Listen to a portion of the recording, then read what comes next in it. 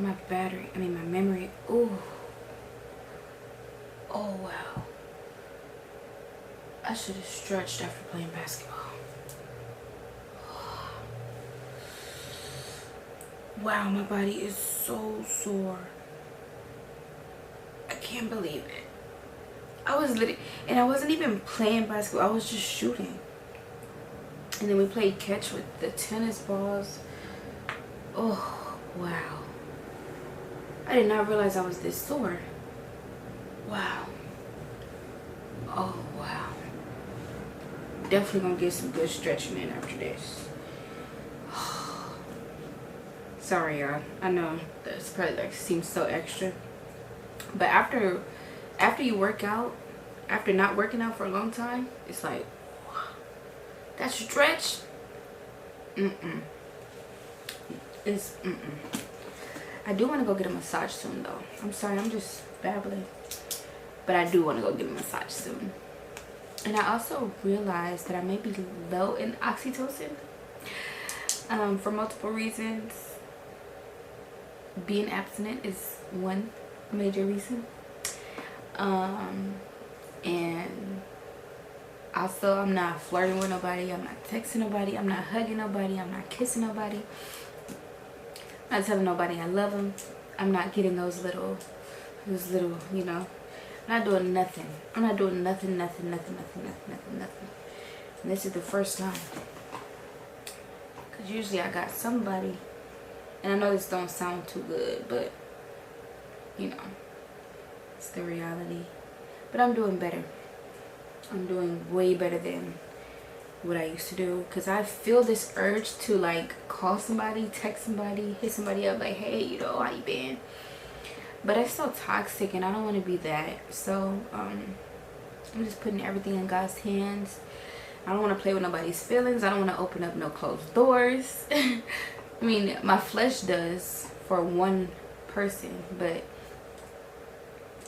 I don't even think that's best. Because I noticed there were some parts that I played that could have ended better. Not that we ended on bad terms, it's just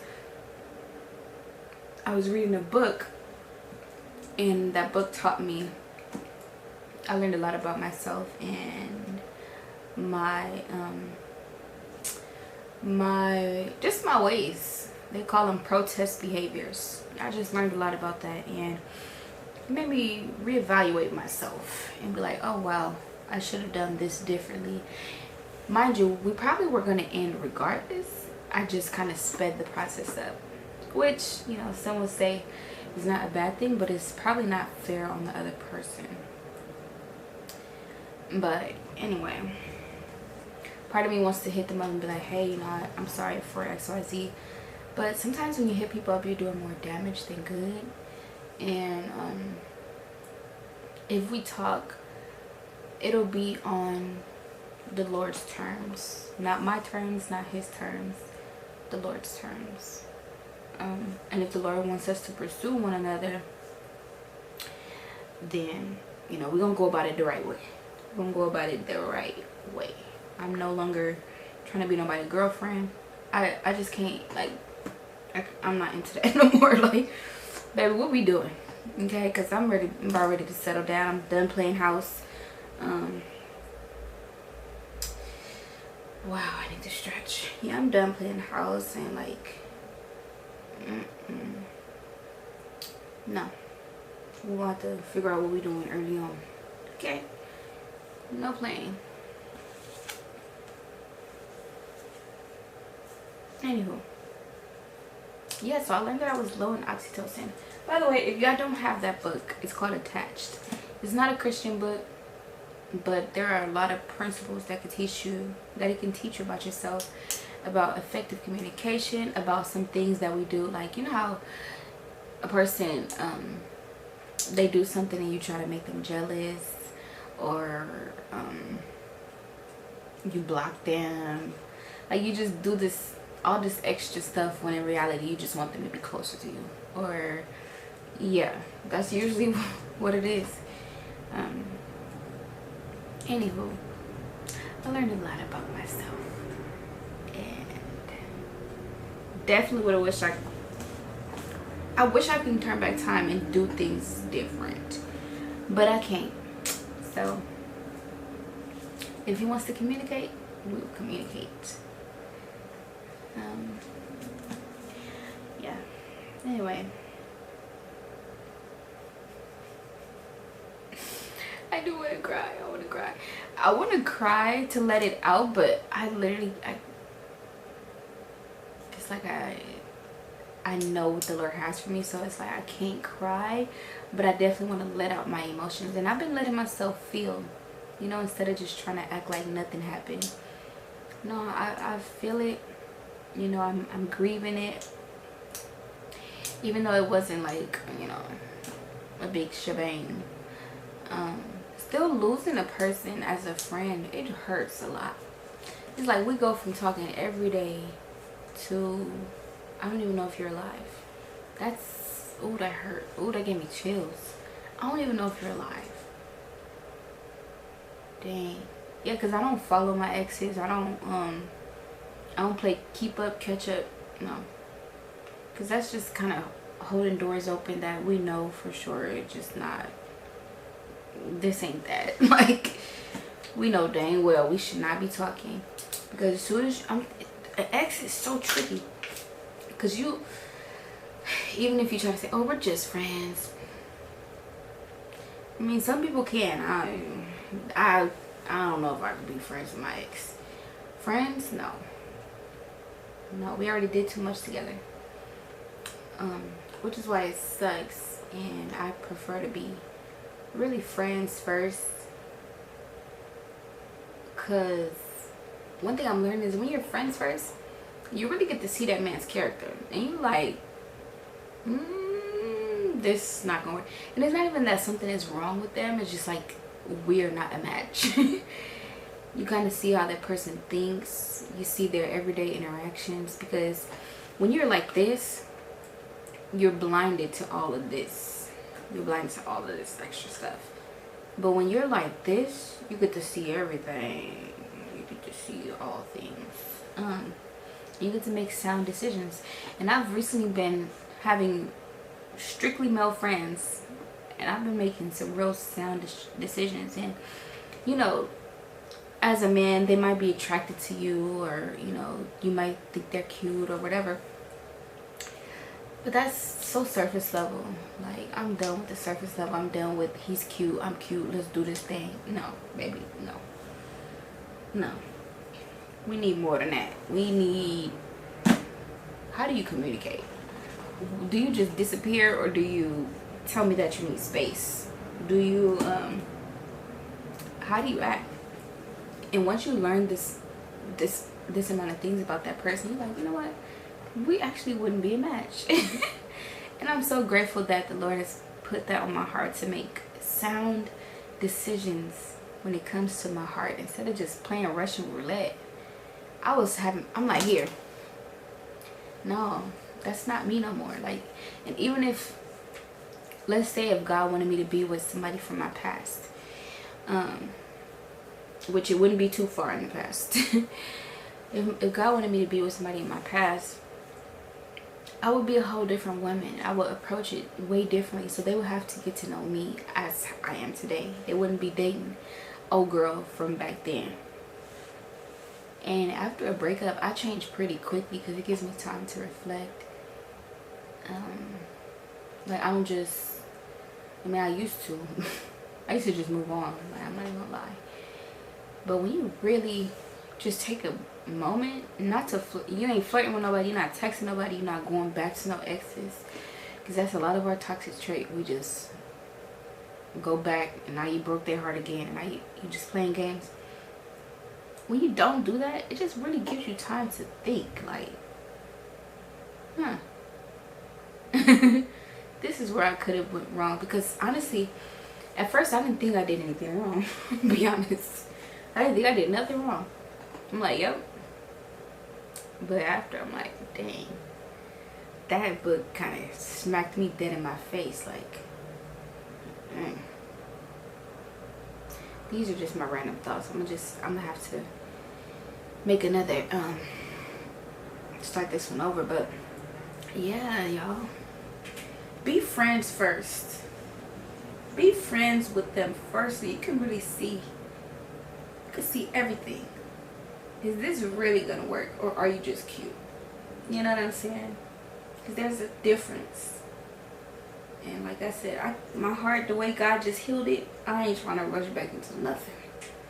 Because the little hurt that I'm feeling right now over something that wasn't even really a relationship,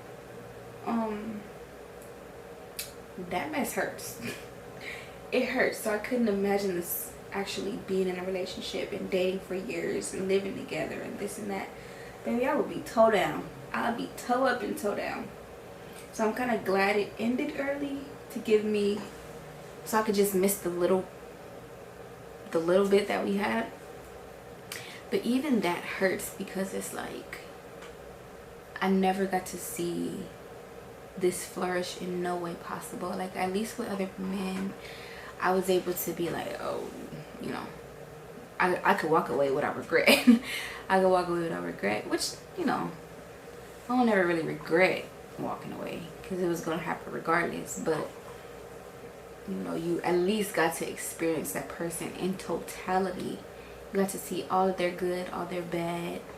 And you got to grieve their good and their bad. With this, you kind of just grieving the good and the little bit of bad, which sucks because it makes you wonder, like, I wonder if it could have worked out, or I wonder if I left too soon, or I wonder if it just puts all of this in your head.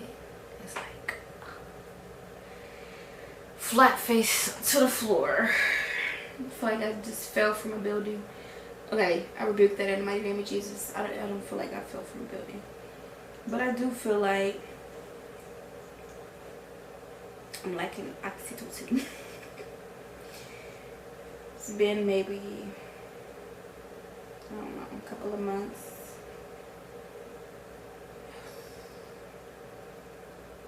I do have my thoughts though, I'm not even gonna lie, but I'm just, and it's not even for the Lord. Yes, it's for the Lord, but it's really because, and I'm talking about me being abstinent and like not flirting or doing anything. Yes, it's for the Lord and to respect his commandments, but his commandments is not even for him, it's for us. Like, to protect us. You never know what you can get by slipping up and, you know, having sex or doing your own thing. A lot can come from that. And I'm not trying to have nobody kids. I don't want to have nobody's children. Not until you're my husband. Okay? Not until you're my husband. Because I ain't trying to be nobody baby mama. And shout out to the baby mamas, because, you know, y'all are strong. Y'all are really, really, really strong. I just don't know if I'm that strong. I just don't know if I'm that strong too. Cause like, at least at the end of this relationship, I was able to sit back and like think about my wrongdoings. But if I had a child too, and I had to interact with my baby daddy all the time, and you know, it just gives me a headache kind of thinking about it right now. And I used to beg the Lord for a baby. I used to want a kid so bad, and I was with a man who was putting his hands on me. Child, please. Thinking that was gonna do something, which in reality that would make it worse, because I would still have to be in contact with that man.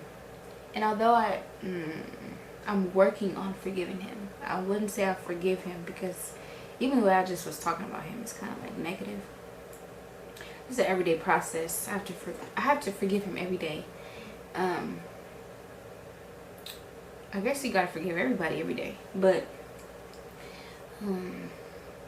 yeah, I just thank the Lord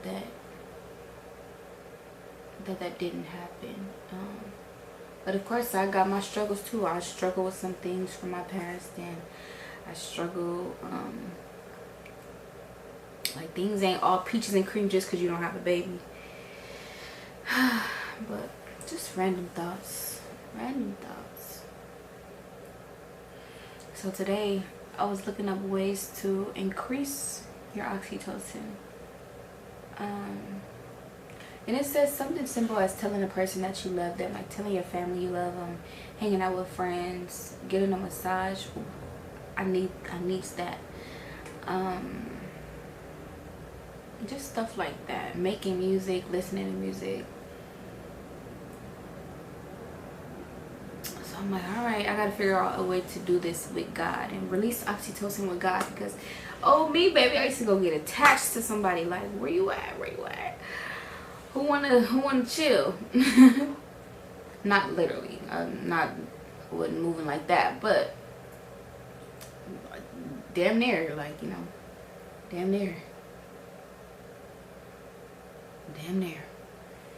Child.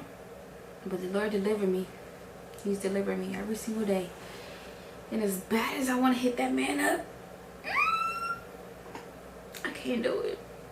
Because the Lord told me the Lord's going to do what the Lord does. Which means I can't do nothing. I got to be still.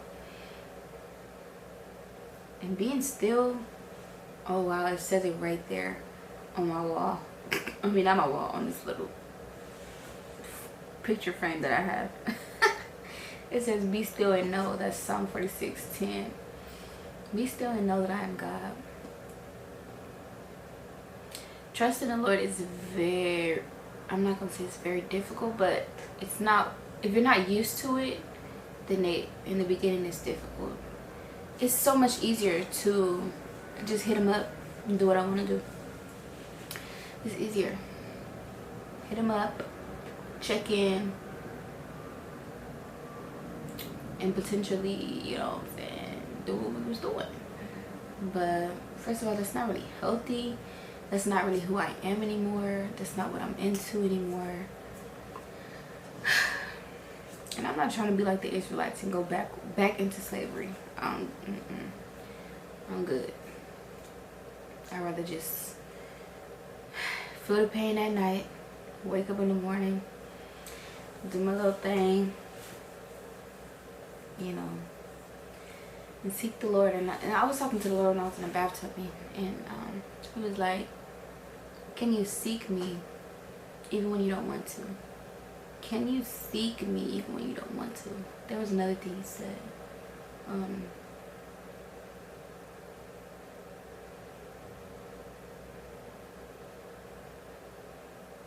Yeah, basically on the lines of, when you feeling like this, when you feeling like you want to call somebody up, can you seek me instead?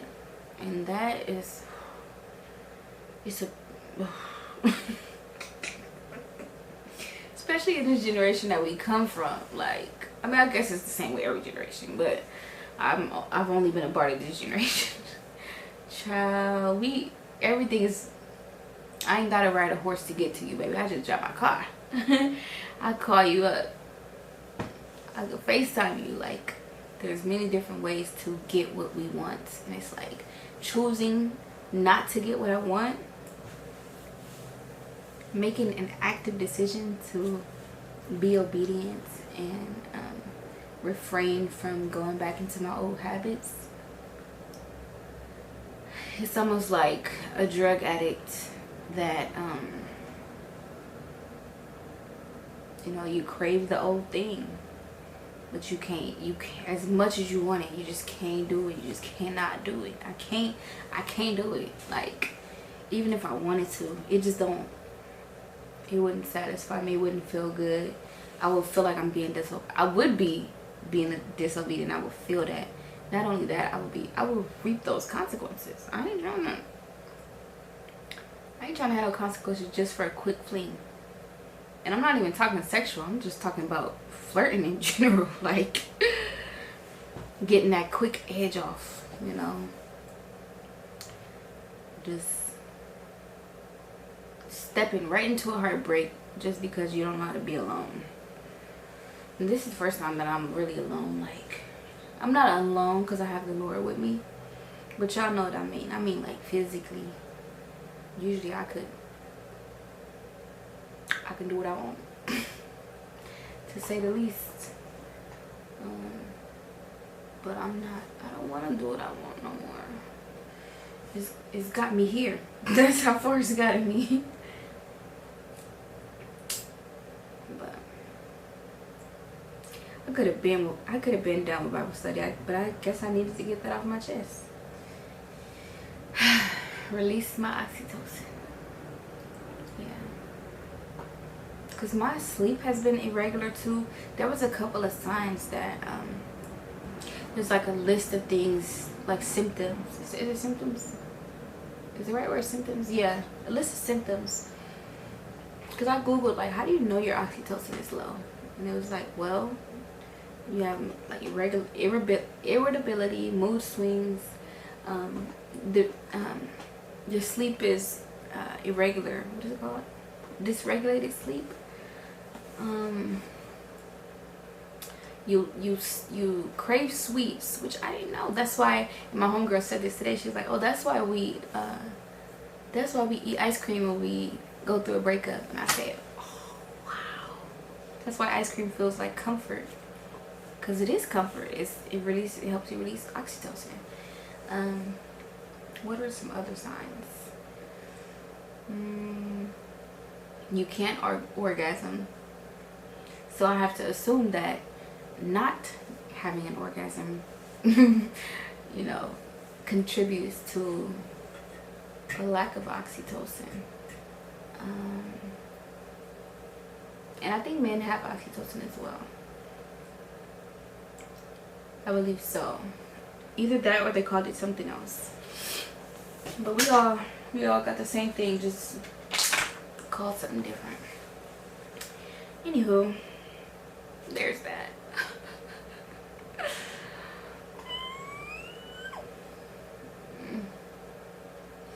The Lord gonna do what he do. The Lord gonna work it out. It's gonna be so worth it when I finally reach my promised land.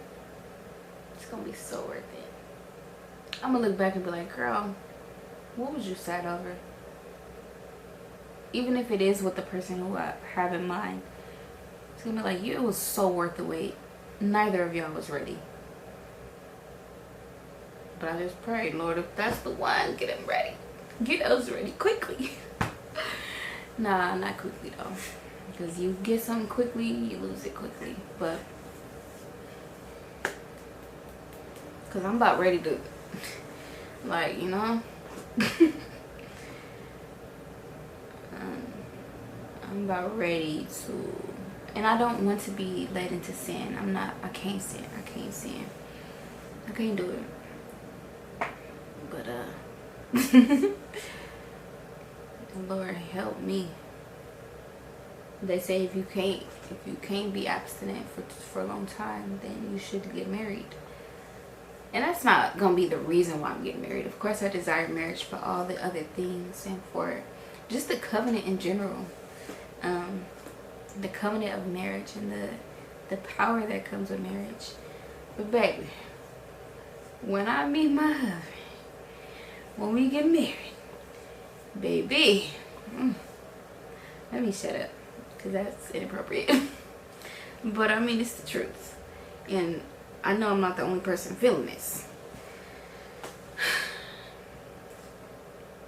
Being abstinent is a choice, and it can be a difficult choice, but we made this choice, and it's gonna be well worth it. It's gonna be well worth it. I know it as a fact. I don't doubt that at all. Anyhow, let me get back to this Bible study so I can get my good sleep in and have a good dream tonight and release some oxytocin. I wonder if dreaming releases oxytocin, because I love dreaming. Yeah, though, I'll be back.